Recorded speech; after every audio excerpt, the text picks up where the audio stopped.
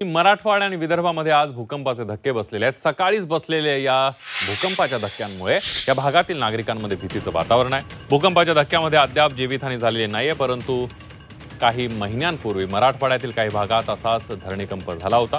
त्यानंतर आता पुन्हा एकदा भूकंपाचे धक्के बसल्यामुळे नागरिकांमध्ये भीतीचं वातावरण आहे। याच भूकंपाची स्थिती सांगणारा हिंगोली जिल्ह्यातील एक व्हिडिओ समोर आलाय। या व्हिडिओवरून भूकंपाच्या तीव्रतेचा अंदाज लावला जातोय।